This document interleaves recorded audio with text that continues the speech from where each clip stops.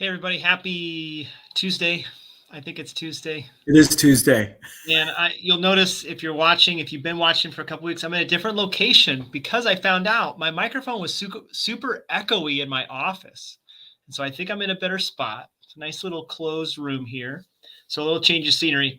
But I hope for those of you who are watching and listening, you're having a good day. Roy, how's your Tuesday going? It's going well. Yeah, it's going well. I just finished a webinar, so just learning those things that's critical to being a good CEO, I guess. How about your day, James? It's going good. And I love doing these. I'm glad that Yeah, me too. we're here together today, and we're going to be talking about a question. You just saw it at the bottom of the screen. If you saw our socials earlier today, we're talking about, are we a battleship or a Coast Guard? And so you might be wondering, what the heck is that all about? Well, we'll get into that in a minute, and we'll actually share some slides that we had from a training that we did this past weekend at Christ Place with a bunch of different churches that were represented there. And so we'll talk about that. But just wanted a quick reminder, this month, again, we mentioned last week, we're a lot of nonprofits, a lot of religious organizations this month are raising money for their mission, and we're doing the same thing. And so just wanted to mention that we raise money for our preventative program, Families Together. We also said last week we do it to help offset costs with foster care that the state doesn't cover. And so we would ask you to consider partnering with us. You can find all the information on our Facebook, Instagram, LinkedIn, all those places where you can give. You could just go to chne.org/give to give. But we would appreciate you considering partnering with us, because when generous people like you give, we're able to serve more children, help keep children out of the foster care system, and serve kids who are in foster care. So we'll get on to our topic today. So this is a topic that, Roy, you're really passionate about. You've thought a lot about.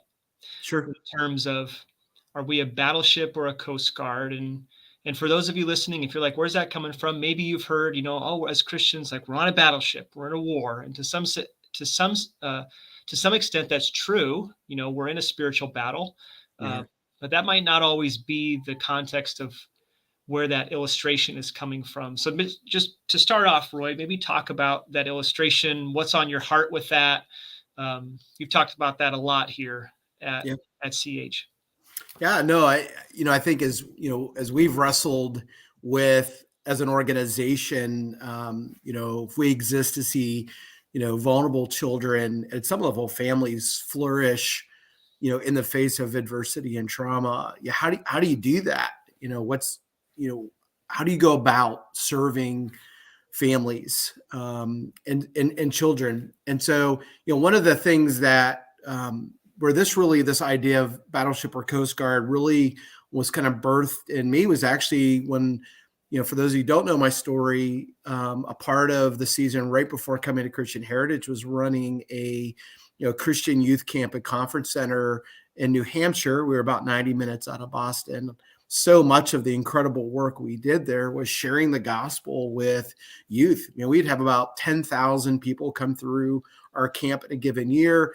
We would run winter camps. We have about 2,500 youth, that would come. And although many of them going to church, there was definitely a degree of churches where they were not on a regular basis youth hearing about a real personal relationship with Jesus. And so we knew within a very short period of time, our ability to care well for, today's young people and youth with the gospel. And we had to meet kids where they were at. And so this understanding of, do we go to war with all of the untruths out there, the false beliefs, do we go to war with our culture? And there's lots of things, right, as believers to be upset about. We see, what's happening in our culture today, and not to get into all of that, but we're not really that is not the war or our battle with that. We really are kind of, if we use military terms, the Coast Guard. So when you think about the Coast Guard, you think about their motto, Semper Paratus, which means always ready. That kind of takes me to this understanding of what we find in 1 Peter 3. So it's, depending on what text you look at, It says the title here is Suffering for Doing Good. Verse 8, finally, all of you be like-minded, be sympathetic, love one another, be compassionate and humble. Do not repay evil with evil or insult with insult.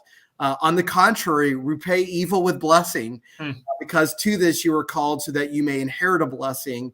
And then it talks about that in whatever the season is, to share the hope of the gospel. It's to share that. And so when I think about the work that God has called us to, but I think the work that he's called the church to, the Big C church, is we're not at war with our culture. Our job is to be a part of the rescue mission. I believe the church is on a rescue mission. I believe that Christian Heritage is on a rescue mission for those who have, whether their boat has been capsized, figuratively, but we see that every day with the families that we work with. So how do we just get them out of the water? How do we care for those needs, but in a way that says that Jesus is the motivation behind that? So I'm not a huge fan of the battleship. I get it. We are in a spiritual battle, but we've got to make sure that we're defining those battles really well, and realizing that those who are lost need rescued, and that is our mission. Yeah, I love that, because the reality is, like in Ephesians 6, Paul talks about our battle is not against flesh and blood, but it's against the spiritual forces, the powers of darkness that are present.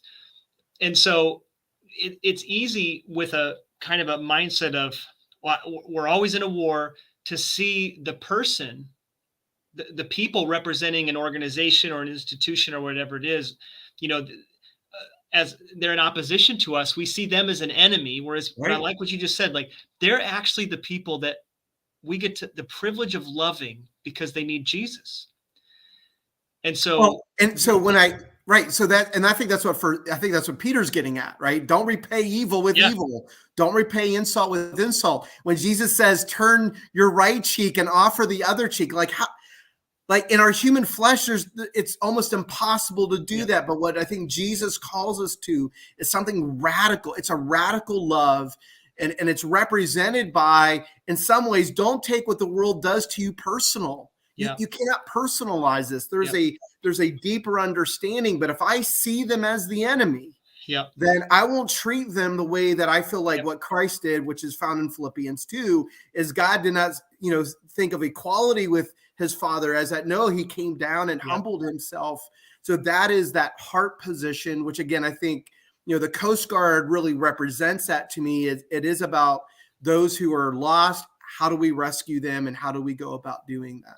Yeah. And I think, it's easy for me to think, well, I should back up. The reality is, you look at the Psalms, you look at Jesus's word on enemies. We have enemies, right? There are people who are opposed to the gospel, and that's not what Roy and I are saying, but Jesus has the last word on enemies.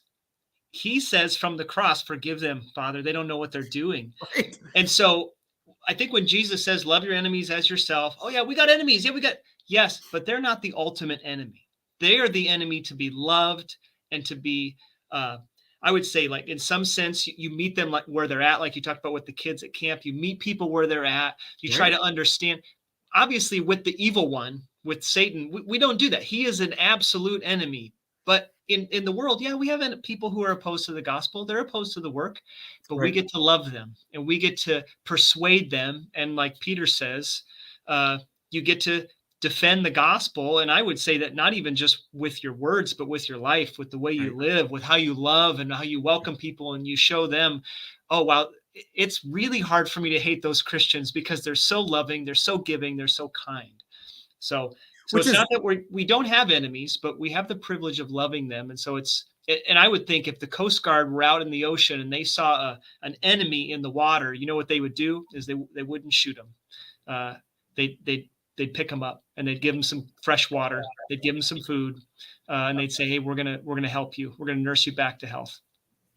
Yeah, no, absolutely. And I think, again, the slides that we're going to walk through really gets to the heart of, who we are as an organization, and, some of our evolution, a little bit of, when we think about how do we mobilize a gospel community around, vulnerable children and families, I think everyone realizes we talk about foster care, even the preventative side of things, everyone's just automatically would go there. That's messy. It is messy. And we get to see the effects every single day. Every single day, we see the effects of brokenness, of addiction, of the breakdown of the family, of fatherlessness. Like, let's start really talking about the real enemies of that's out there. And a lot of these things are not necessarily people. It is a world system that is anti-Jesus. And then Jesus' response is, to love them. It's to care for them. And so I think the slides that we'll walk through really gets now to the heart of what are our tactics. If we are really kind of this semper paratus of being always ready, and we're that Coast Guard of rescue, how do you go about doing that? Great. So we'll start. I mean, this is just kind of a catch-all, a good place to start, because you think about our foundation, right? The movement that Jesus started. We shared this on Saturday at our Becoming a Trauma Responsive Community training at Christ Place, which I mentioned earlier. The early church actually believed that it was the answer for the suffering of the hurting and vulnerable in this world. They really believed that. And so, that's that Coast Guard mindset is, we're not the answer in the sense that we point people to ourselves, but we're the representatives of Jesus on this planet. We're the only ones. And so for the suffering and for the hurting, we could go to war with all the things, all the ideas out there, whether it's politics or entertainment, all the stuff that's going on. But the early church said, you know what? We are going to be the answer. We're going to serve those people. We're going to feed them. We're going to clothe them. We're going to welcome them into our homes. Yeah, I mean, so when I think about this, like, what distinguishes the Christian church from everybody else? And for me, it's mercy. Right. I think what distinguishes, God, as we know through his son, Jesus Christ, what distinguishes that from any other world religion? What distinguishes that? It's mercy. And so I think God calls us. So we think about this idea of the Coast Guard. It's a mercy mission. And we do that by extending his love and mercy to others. So I love this slide that we believe that we are the answer for the suffering and hurting of the vulnerable in this world. And we have to be on mission with that. And the way that happens is we have the privilege of welcoming people to belong before they believe in Jesus, and even if they never believe. And so again, you see the difference there between a wartime mindset, where if I'm at war with a friend, even, I mean, let's just move beyond like vulnerable children and families. Let's move beyond people who've had, trauma. Let's just say I got a friend who's an atheist. If I see him as an enemy, I'm not going to want him to be a part of my life and my family. I'm not going to invite him over for dinner. But if I say, you know what? He was lost just like I was, and I want him to belong, I'm going to invite him over for dinner. I'm going to invite him out to coffee when I'm with friends from church or whatever. And I want him to just know that I'll love him and I want him to be a part of my life. That's going to be a bigger testament. That's going to be a bigger defense of the gospel than name calling on social media and all the other things that we do to hurt people. So this can be really powerful, I think, for Christians to consider. It's a different paradigm than what I think we're typically taught. Yeah. And I would just say, if you get a chance, come out to our Becoming a Trauma Responsive Community at some point. James, I think one of the things I love that you shared during the training was this was the life of Jesus. Not everyone that Jesus interacted with ultimately believed in the saving work of what he was doing on the cross. There was many people that he still loved. He still compassionately preached truth. So it's one of the things I love that you talked about, that did not still keep Jesus from doing the work that he needed to do. Ultimately, that is between you and I and God. But I really loved how you really went deep on that at the training on Saturday. Yeah, then maybe you could talk about this a little bit, Roy. What it means is that we need a radical reorientation, specifically when we get back to trauma and how we view people, how we connect with people. I think the church, God loves the church, but we have a long way to go still. We're all in process, right? We haven't graduated. So talk a little bit about, from your perspective, I mean, you've been a Christian a long time, you've been in a lot of different Christian spaces, what's that reorientation look like for us as a big C church? Yeah. Well, I think it's getting back to some of the roots of the actual teachings of Christ, to be honest Mm, with you. I think we've over programmed. We talked about this on Saturday. At the end of the day, when we talk about a relationship with Christian heritage, we could talk programs, but when we talk about a radical reorientation, this isn't a program. This is about relationships. yep. This is truly about connection and what those kind of gospel transformative connections look like. And we talk a lot about this on Saturday, but we realize that what reverses trauma, what reverses that kind of, our understanding of who we are in the Mm, gospel, it's actually safe communities, it's safe yep. connections, it's that. And so we believe that is at the heart of Jesus. Like, and I love how you say this. Jesus is one of the most trauma informed responders ever. I love that, James. And so I think this is how we look at that. That's how we can not pay evil with evil or pay insult with insult. Yes. We are able to really look beyond what we see how trauma manifests itself in its behaviors, and we're able to get to the heart, to the woundedness of sin and culture and maybe sin that has been done to people. Like, how do we help? How do we love them in the midst of that versus having a string attached to, well, hey, you need to know Jesus before. Like, it's almost like, Mm, hey, you need to clean yourself up before we have the right. No, yep. that's not how it works. Yep. And so that's that radical reorientation that we talk about. That's great. And then we'll just kind of shift here because we talked on Saturday about healing. Mhm. And again, we go back to the Coast Guard analogy, and that's really what the heart is, to be that instrument of redemption in the lives of someone. Again, we aren't the redemption, but we're the instrument in the Redeemer's hands. And so Right. we kind of help facilitate healing in people's lives, even as God's doing his own healing work in our lives. And usually that takes place with somebody else is helping us as we're helping others. And so I love this quote from Ben Kramer that Hannah had used, and I think actually this is quoted in shout out to Janine McConaughey in her book Trauma in the Pews. I think this is where the quote comes from. We all need healing, and to say that salvation is only for our soul is just too small for what Jesus had in mind. So it really gets back to human flourishing, which we talked about over the last couple weeks. So I just love the quote. I don't know if you have anything you want to add to that, but Well, again, we all love the powerful testimony, right? Someone comes to know Jesus and is set free from the bondage of yep. so much. But we all know this, right? So, right, if you're a believer, we know what it's like to be set free. Some of that is instantaneous. Some of that is just this lifelong process Mm, of God's pursuit of getting us to a healthier place. I am like, case study number one. Like, I mm, am not the same person I was when I accepted Christ at 16, even at the age of 54. I'll throw my age out there. mm. God's not done with that pursuit of just, Roy, I got you. It is this ongoing shaping and forming me into his image and undoing not just my own stuff, but the impact that I might have even on others, because I am imperfect. Yep. We all are.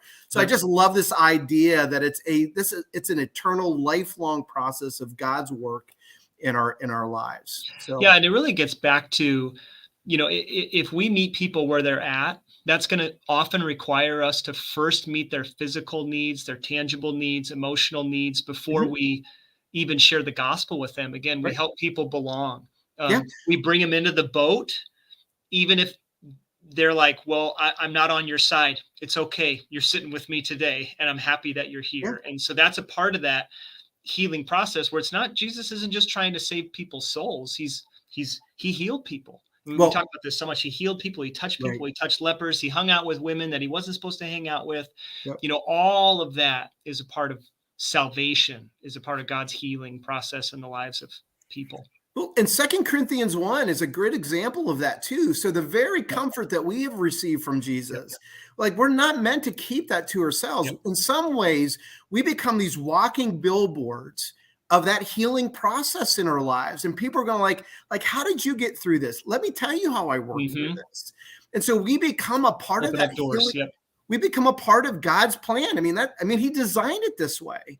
And so it really is our opportunity to one, be open and honest about our own healing process and, the things that we've had to come terms with. But I think we covered up. I think we portray like we have it all together, and it's almost like we don't need Jesus. And I think that portrays the wrong thing. I need Jesus every day. And so, but it's not just meant from a salvation perspective. That's why I love this quote as well. It's about our community, an opportunity to heal in connection and community with each other. Yeah. And then we quote Janine here at the end. It's our last slide. It goes back to the church can become the place that embraces and supports the healing of trauma. Where else in the world is someone who's been hurt, marginalized, oppressed, abused? Where else will they go? It makes me think of when Jesus talked about his body is you need to eat my flesh, and then everybody leaves, and then he looks at his disciples. He said, "Are you going to go too?" And Peter says, "Where else are we going to go?" You have the words of eternal life, right? And so eternal life is not just something that happens after you die; it's a quality of life.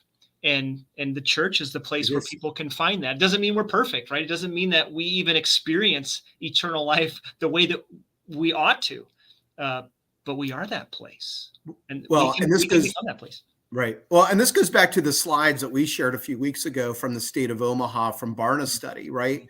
That right now in churches in Omaha, and I would say we could probably make some good assumptions, Lincoln probably would be very similar, is this idea that 1 in 3 adults right now church adults sitting in pews have experienced trauma at some level. 1 out of 3, 33% have experienced trauma.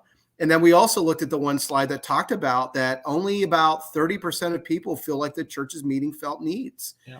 And so I think there's a little bit of a disconnect then, but this is this belief system. I think that's why we're doing these calls. Like, why aren't we talking about foster kids? Why are we not talking about, we're super passionate about those things. But if we want to draw the hurting into the churches, we've got to understand first and foremost our role in the healing and redemptive process. We have to understand that. And so the church can only become that place of support and healing and restoration.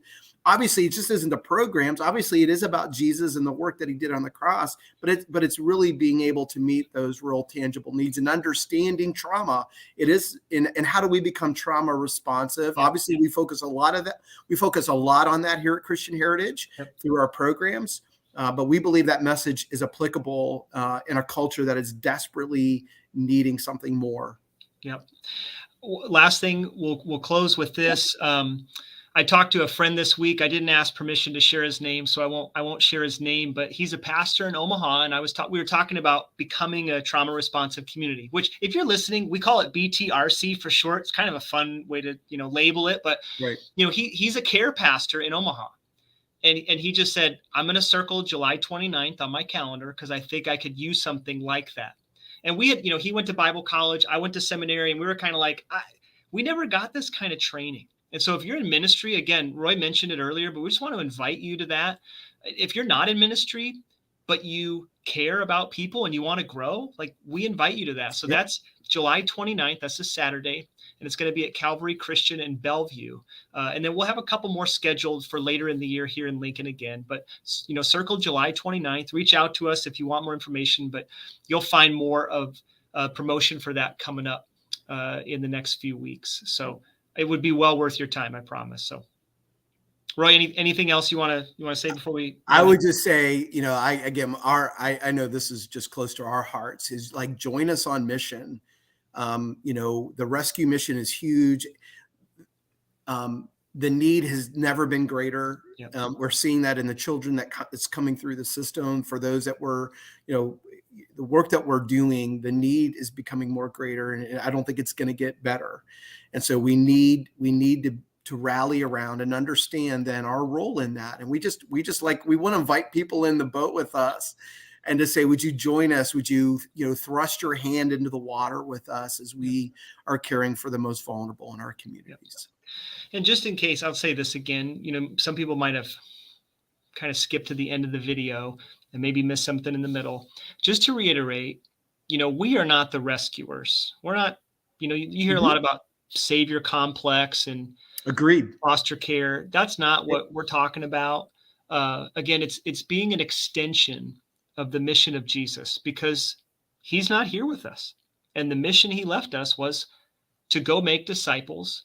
And the way that worked itself out was meeting the needs of the hurting and the vulnerable. It was also sharing the gospel. It was also teaching, of course, but it included so much more. And so this isn't like, oh, Christian heritage and Christian, we're the saviors. Nope.